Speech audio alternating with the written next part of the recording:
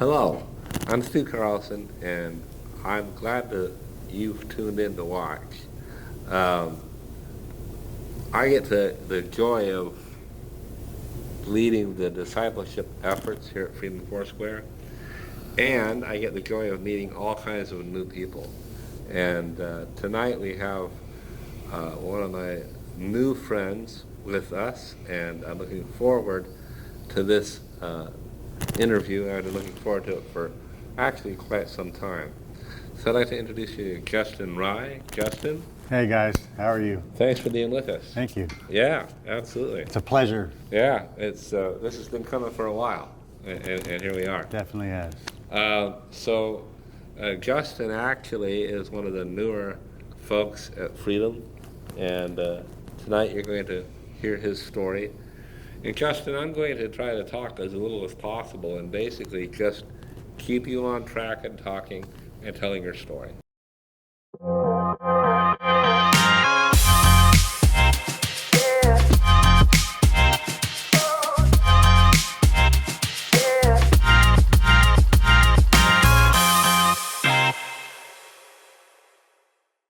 So Justin, what I'd like to get start by just telling us about your childhood, who, what, when, where, just your early life. So I grew up in a pretty broken home. My mom, although we went to church, she was an alcoholic undercover. We would come home from church and my stepdad would beat my mom until she was black and blue.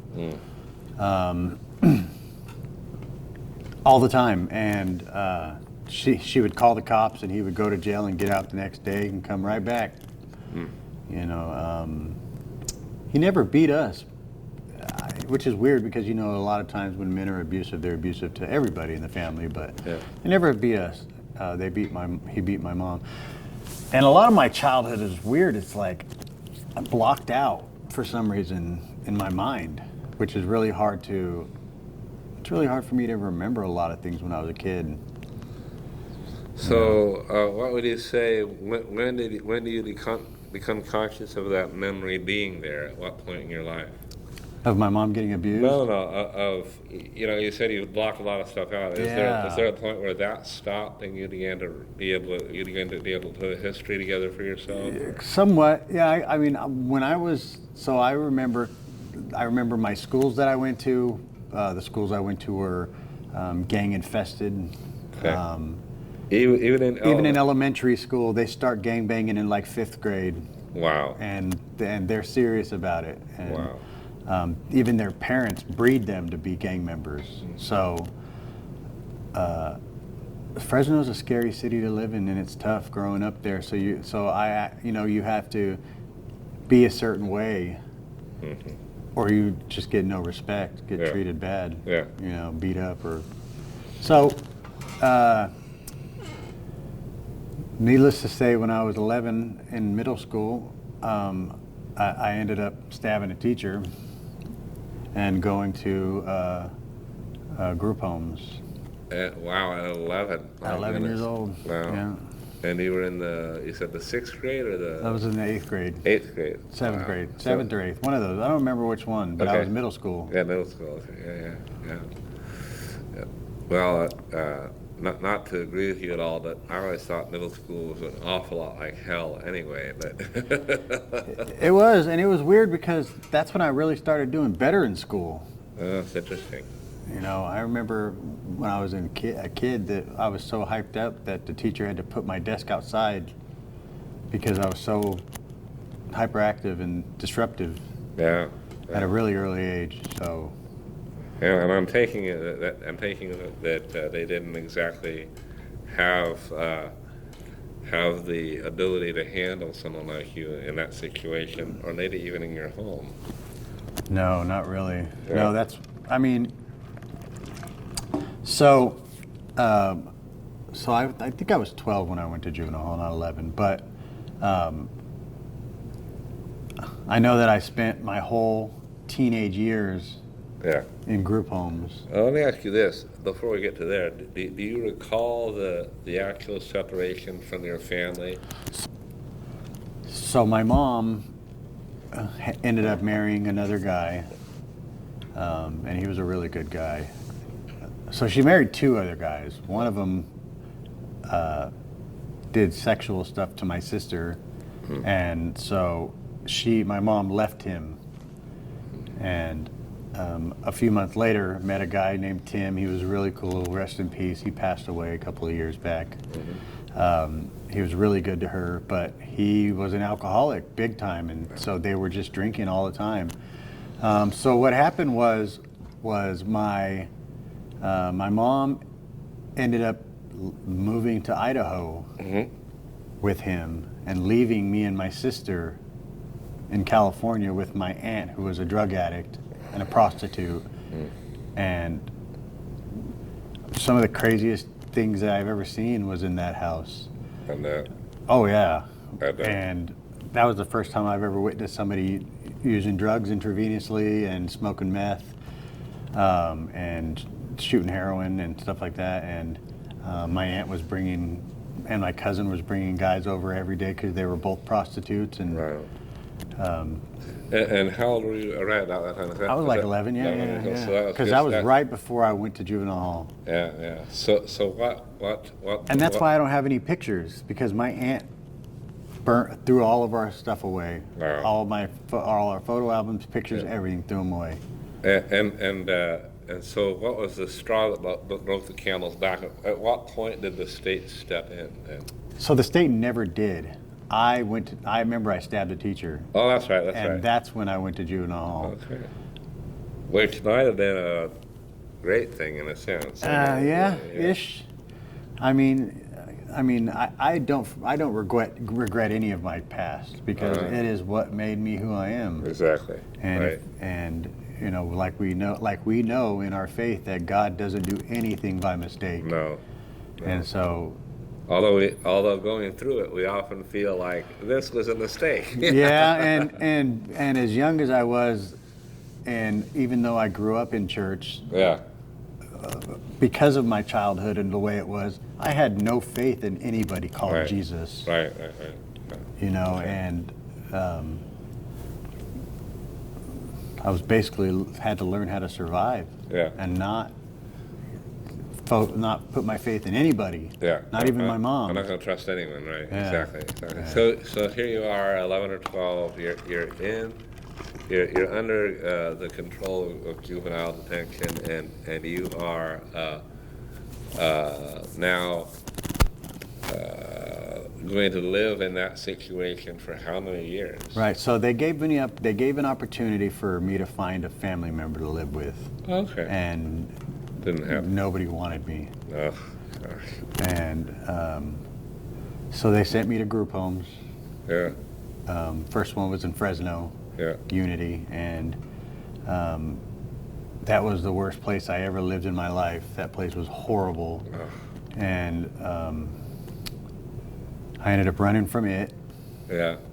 Got caught, went back to juvenile hall, and then they sent me to Santa Barbara, which was a really good group home. Neat. I stayed there for about two years. Wow. And then somebody convinced me to try to steal a van. And then he told them where I hid the keys. Oh, there you go. He got me to steal the keys to the van, and then he told them where the keys were at. Nice. So I got kicked out and he stayed. There you go. Nice. And I ended up getting kicked out of there and went to 10 more group homes. Wow. 10 more. 10 different group homes in different cities. And the group homes that lasted all the way through age 17. 17, yeah. Wow. Yeah. And then my sister was 19. Yeah. And my last court date as a juvenile, she came to the court date and convinced them to let me out to her custody, because she was 19. She had her own house, and that's all they needed was a family member that would take me. And they were like, yes. Yeah, so they let me go. Yep. And unbeknownst to me and them, that my sister and her boyfriend were heroin addicts and meth addicts. Yeah. And so I went straight to a drug addicted home, which that was the first time I ever tried meth. Wow. Was with my mom, actually, Wow. because she was out living there, Yeah. and she was high on drugs. That's awful. Awful. So I ended up catching a violation of probation and going to California Youth Authority. Okay. So now you're back in the California Youth Authority, and now what was the situation there? Was it? So I was about to turn 18. They sentenced me to a year, Uh-huh. and I did the whole year. Yeah. And when you're in juvenile custody, California Youth Authority, if you do all your time, you get out with no parole. Wow. Okay. Cool. No, not cool. Not cool. No. Oh, because you had no Because supervision. I had no support, supervision. no supervision. I didn't know anybody at all. I just spent my whole childhood locked Right. up. Right. So I didn't know anything about anything. Right. All I knew was the streets. Yeah. And that's Exactly where you went. right back to the Back streets. to the streets. Yeah. Yeah. Wow. That's rough. Yeah. That's rough. So now you're 19 and older, and you're living on the streets, and how did you live? What occurred? What were the elements then of your life, and for how long did that? So I ended up. So what I did was I found out that I was cute Uh-huh. and I could use women Okay. to have places to sleep and money, Yeah. and that's what I did. Wow. I would find a girl that had a house. Yeah. I would flirt with her, Yeah. get into her good graces, and move right in Wow. Okay. for months. And then she would figure out that I'm a deadbeat, a Kick- loser, kick you kick out. me out, and Wow. I'd find another one. Wow. And how long? And now that's from 19 through how long? I'm gonna say about 20. I'm gonna say about 24 when I ended up moving to Redding. Okay. All right.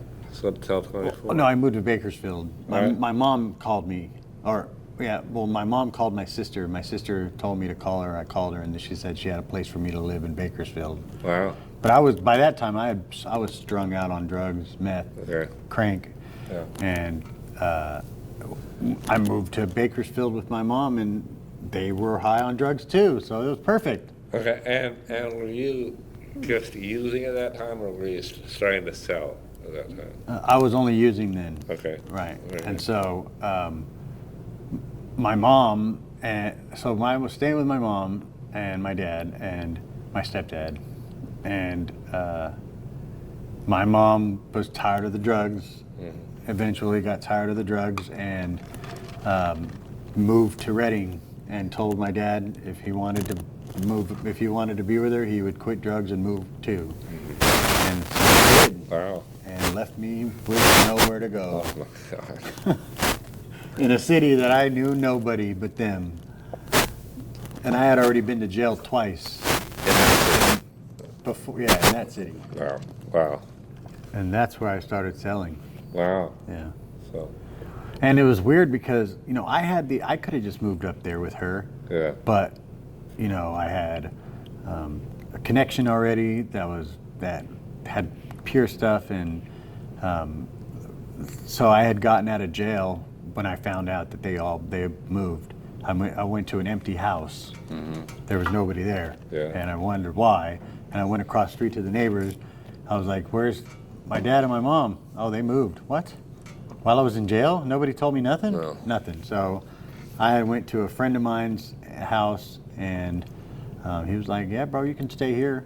And so I stayed with them for about 4 months. And it was weird because their mom knew they were on drugs, but she did not think that I was using Wow. because I looked normal. You look so clean. I always looked clean, and Yeah. so I looked normal. And so so she would go to bed at night. We'd be tweaked out, and then I would lay down every morning before she would wake up and act like I woke up. Every morning. Wow. It was crazy. It was Sounds like- funny. And so I lived there for about 4 months. You're still in Bakersfield. Bakersfield, yeah. Yeah. And you're selling and using, and how long did that pattern just continue? Selling and using? Yeah. For a long time. Yeah. Even every city I moved into, that's what that was. So Bakersfield wasn't it. You kept on moving. Yeah, other I places. moved to Redding. Wow. And I moved to Reading after that. So I went to jail again. And when I got out, I got tired of it. So I just took the bus to Reading. And when I got there, I think it was like 27. And when I got there, everybody was clean. Yeah. Nobody was using. Right. They were all smoking weed, but that's not even a big deal to anybody. They always smoke weed, and so did I. Yeah. And so I went to their house. I moved in with them for about just a couple of months, and then my brother moved up there, and he started using, and so I went off with him and started using again. So now you said you're like 23 years old. 27. 27 years old. Right. Okay. You're in Reading, and that pattern kept on for so moving, using, selling, moving, using, selling, moving, using, selling. I ended up meeting a girl, and she sold her truck, bought us a van, and we started traveling around the country for about 5 years. Wow. Okay. About 5 years, and is that still how you guys supplied your need for food and everything? Was still at that point selling? Or no, we were. Clean. I was washing windows in a parking lot, Wow. and I wasn't. No, we weren't clean. You're still using. I'm still using. Yeah. In a different city every day. Yeah. In a different state. Yeah. All the time. Wow.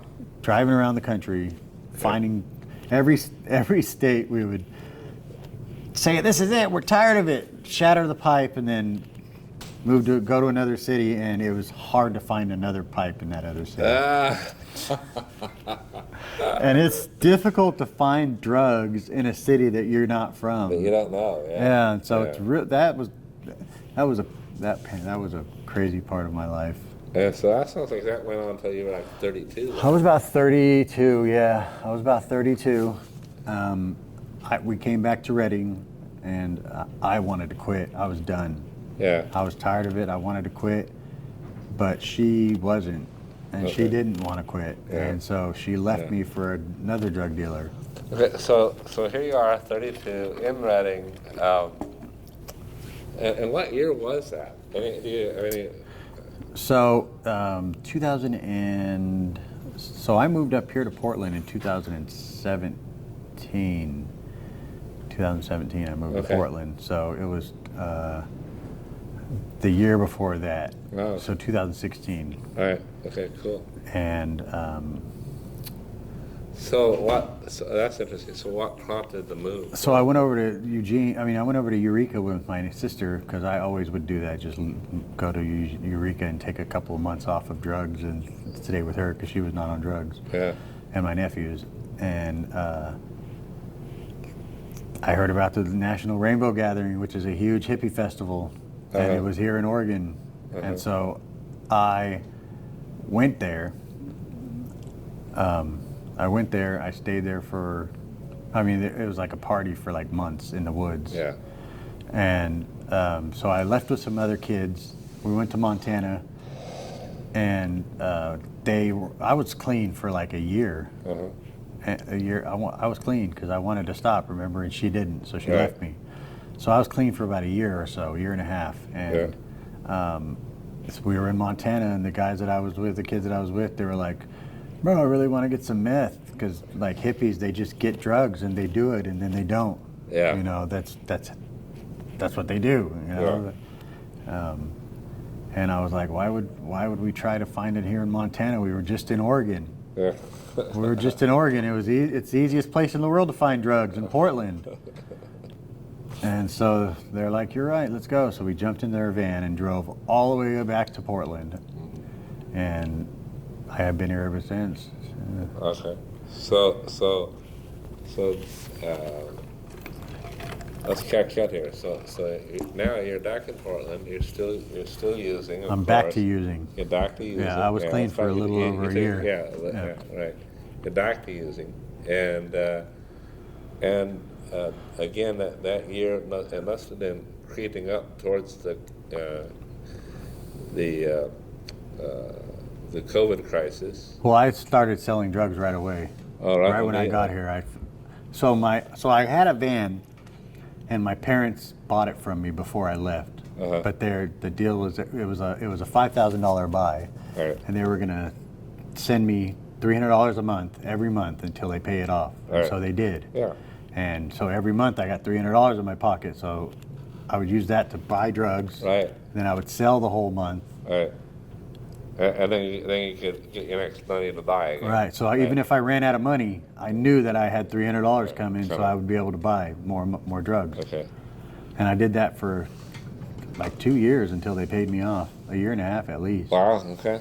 Yeah. But by then I had connections. I was doing really good with money in my pocket and drugs, and I knew everybody in this town. So how did it go so far sideways for you after that? I mean, it sounds like you got yourself set up and you're rocking it. Well, I was doing really good, yeah, but I was still living on the streets because I had a problem with women and a problem with video poker. Okay. And so what the video poker machines didn't get, the women got from me Wow. until I was broke every day. Wow. So I had a lot of money all the time, Yeah. but I was broke every day. Yeah. And I would have to go get money again the next day. Gotta do it again. Gotta do it again. right. Gotta do it again. It was just a vicious cycle of just abusing drugs, women, and money. myself. Yep. Yeah. Yep. So, all right. So eventually, then, so what year did you decide? Okay, I gotta do something bigger and actually. Well, I ended up robbing a bank. Now, how did you end up robbing a bank, brother? How did you end up robbing a bank? So I had a cellie when I was in prison in Yeah. California, Yeah. and he was in for bank robbery. Okay. And so he taught me how to do it Okay. and get away with it because he robbed multiple banks and got away with them all. Nice. Nice. And he okay. got caught for just two Yeah. banks out of like the 20 that he robbed. And so I had rented a U-Haul. I was living in it. Yeah. And I had a girl that I was always sleeping with, and Right. she called me and she was like, "You got any drugs?" I'm like, "Of course I do." And she's like, "I'm in Eugene," and I'm like, "I'll be there." So Yeah. I drove straight there. It was like I didn't know how far Eugene was. That's a long It drive. was a long drive. It took forever to get there. To the point where by the time I got there, I had no gas Right. and just a little bit of heroin for her. I didn't do heroin, but that's what I sold. Yeah. And she did it. We did our thing. And the next morning, and I was with my co-defendant, my road dog, the guy that rolled everywhere with me. Uh-huh. And next morning we wake up and we have nothing, no money, no drugs, no gas to get back.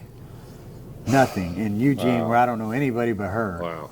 And so I told my co-defendant, and I was like, "Man, we've been talking about robbing a bank forever, and I told you how to do it." I'm like, "Let's just do it."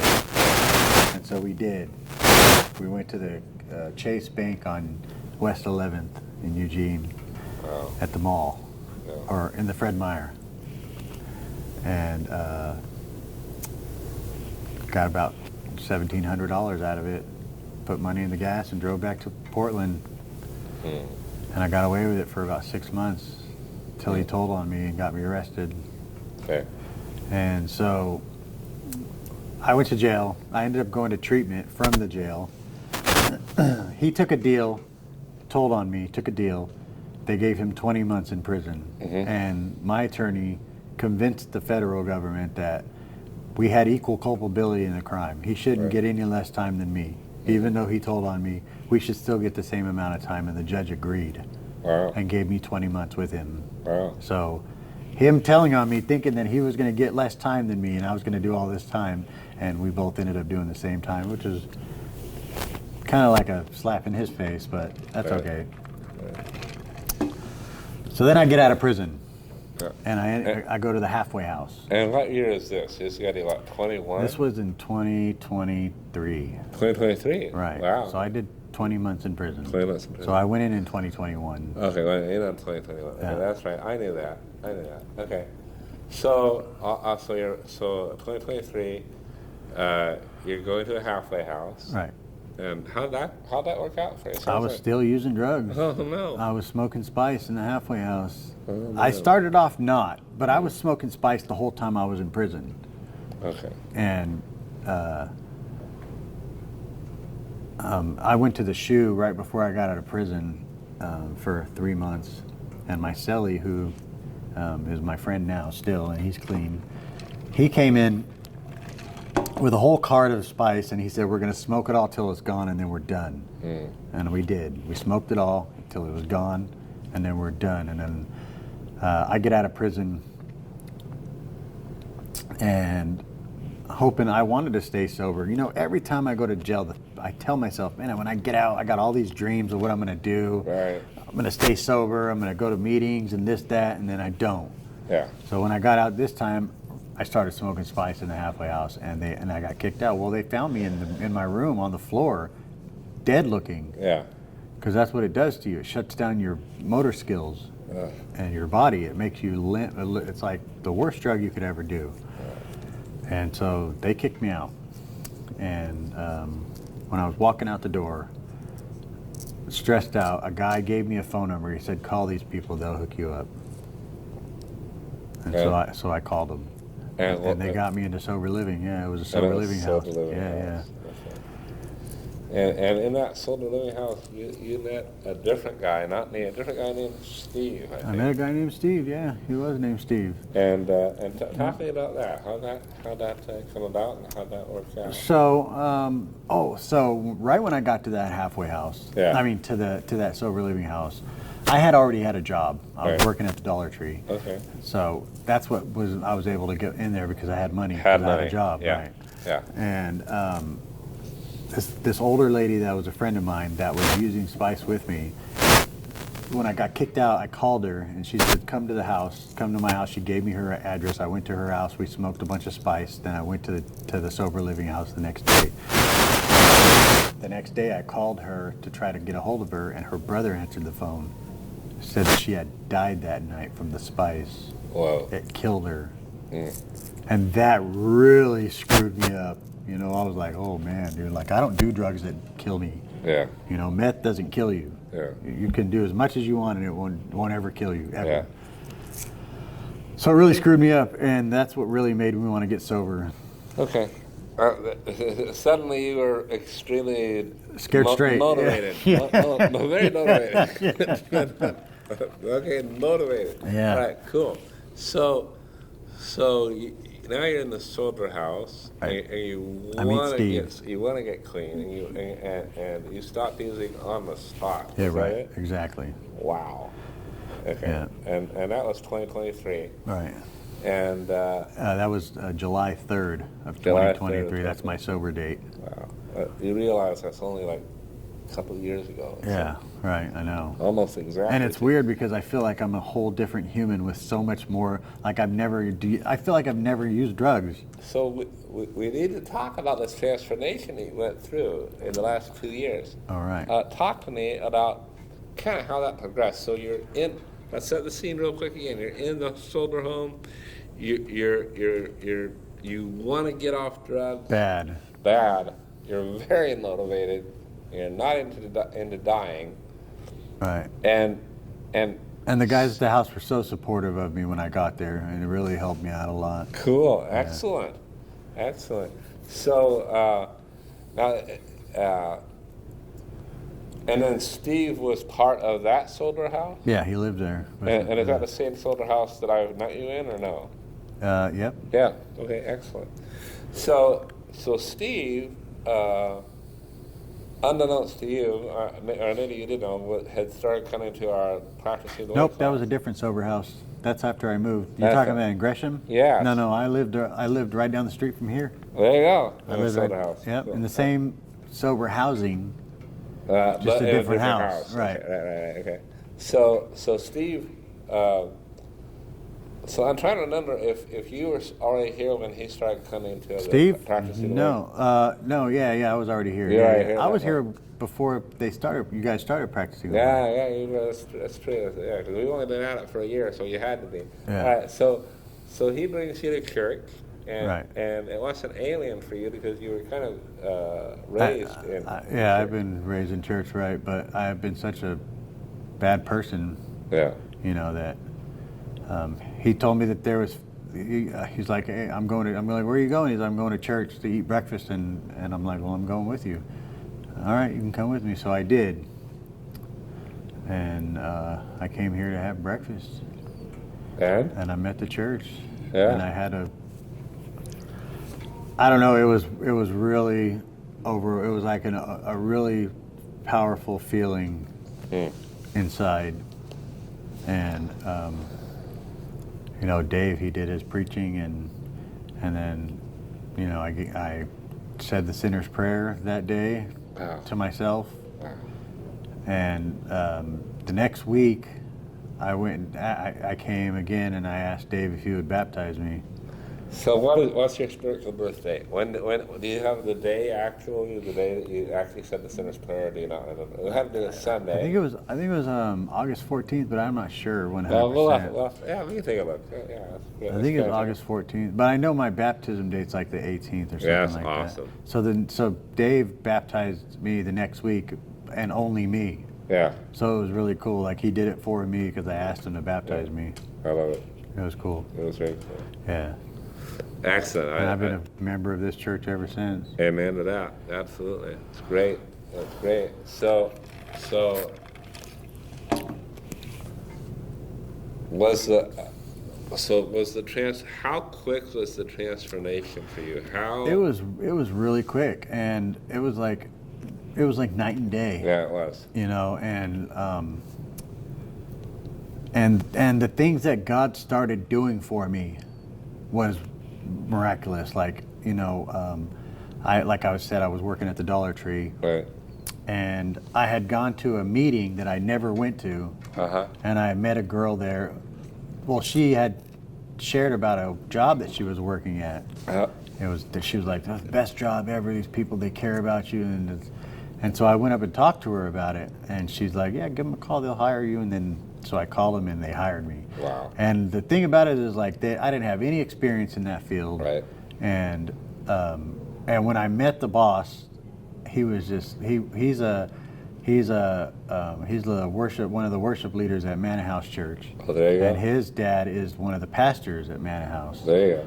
And so, like, I told him about my relationship with Jesus, and like, he hired me right then. They did a background check on me. I have an extensive history in criminal activity, and it didn't care. All he knows was he's seen Jesus in me, and that's why he wanted to hire me. Great. And I've been there ever since. Great. Same job. Excellent. And I went down to California even to turn myself in, and I was supposed to do some time. I had a warrant down there, a felony warrant for probation violation. Yeah. I was on federal felony probation down there, and I went down there, and it was in January. My PO had told me, she's like, you got to go to California, turn yourself in on this warrant, or we're going to violate you. That you have to do it. She's like, just pick a date and do it. Yeah. And so I did, and they gave me time served on that. Wow. And sent me back up here. That's awesome. It was and it's just, I paid all my fines that I owed. I got my license for the first time in my life. Yes. Like, all the things that has happened for me is just like things that were like, things I would never do. So Justin, I know that you wrote a letter to the judge, and would you mind if I read that to the folks tonight? No, go ahead. Okay. I'll be honored. We let you do it, but I would start crying. you would start Yep, crying. I would. And that would be, that'd be a crisis for both. I'm kidding. It would be. This letter is dated April 1st, 2025. It's to the Honorable Amy M. Baggio. And you helped me write this letter. I matter of fact. did. Yeah, we worked for 3 hours on this letter. We did. To get it down to what we wanted.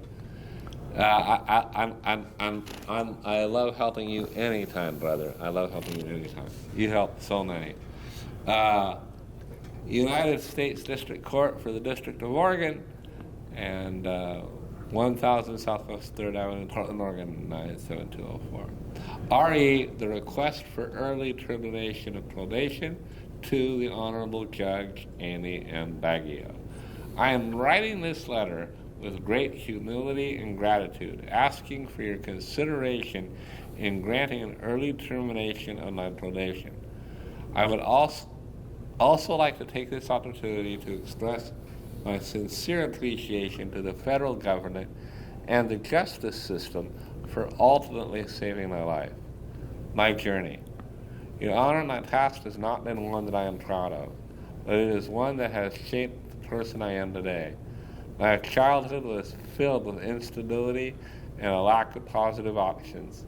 Since the age of 12, I was placed in group homes and never had a steady foundation or proper guidance. By the time I was 17, I found myself in the California Youth Authority, a system that became my reality for most of my formative years. When I was released at the age of 19, the first thing my mother did was introduce me to methamphetamine, further fueling a cycle of addiction and crime.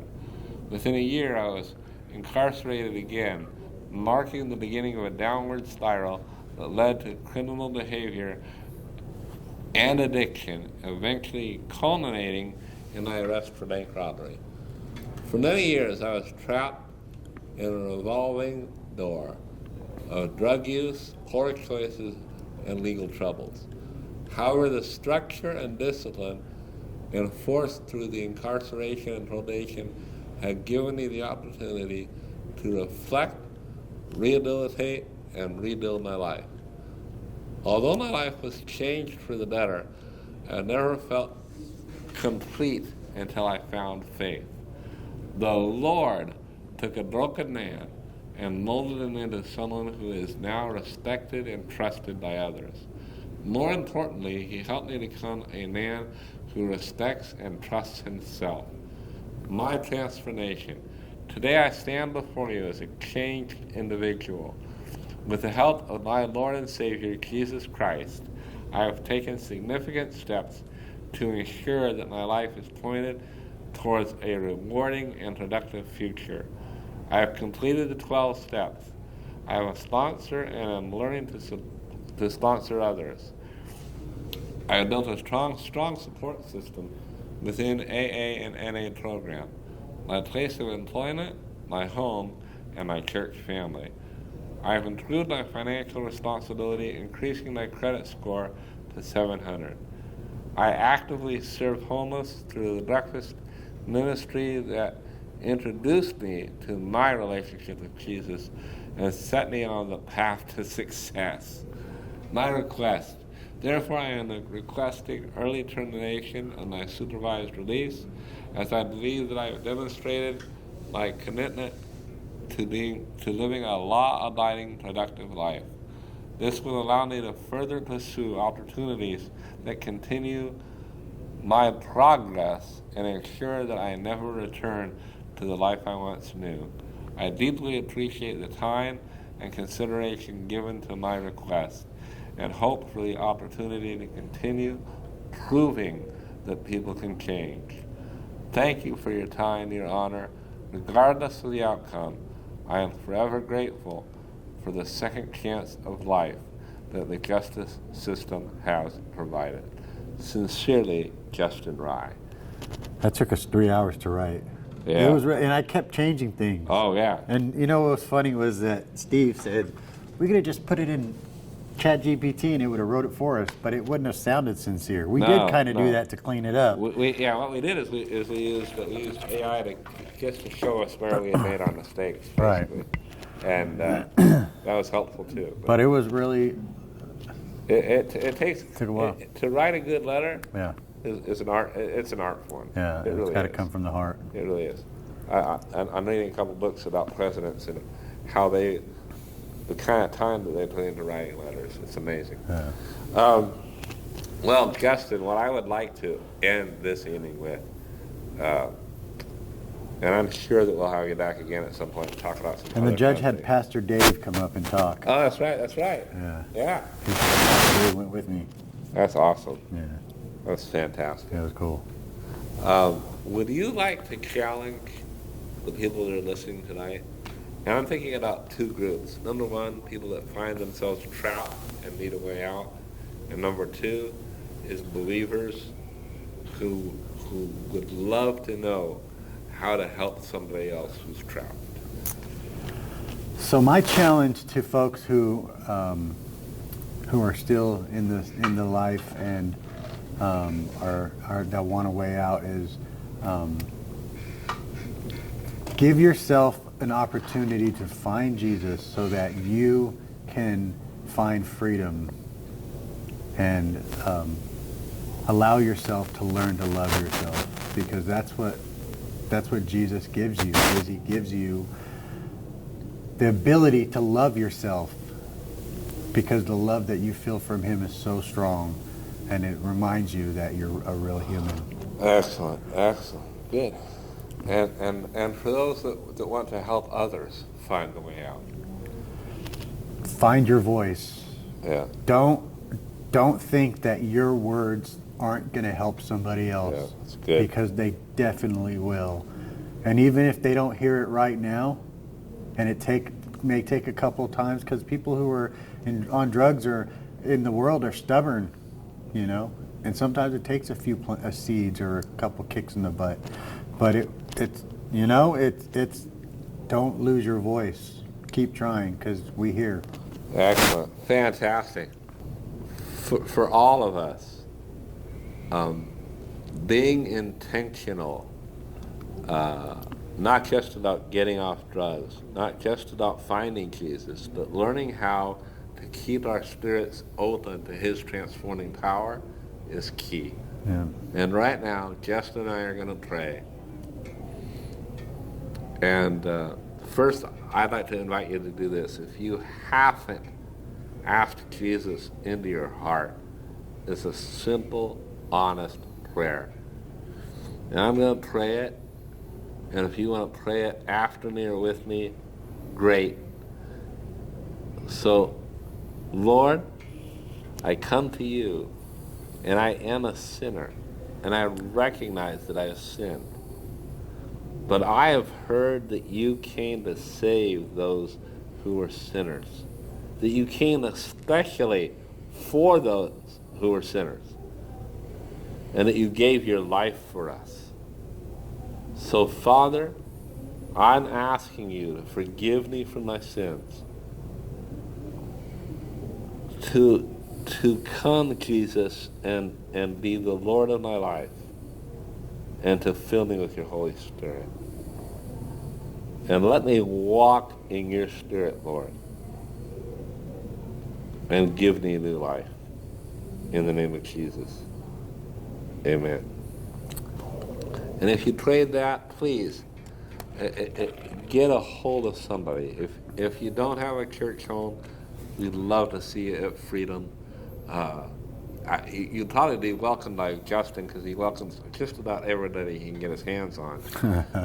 And in addition, we'll help you walk through the next steps. We'll teach you how to intentionally follow Jesus. We don't stop with just praying. We go all the way to being intentional about our following here. And then the second thing I would say is, for all of you, as you continue to walk in Christ, remember you are the beloved of God. He loves you, loves you, loves you, loves you, and nothing you can do will change his love. Never forget whose you are. Never. It's awesome, isn't it? It is.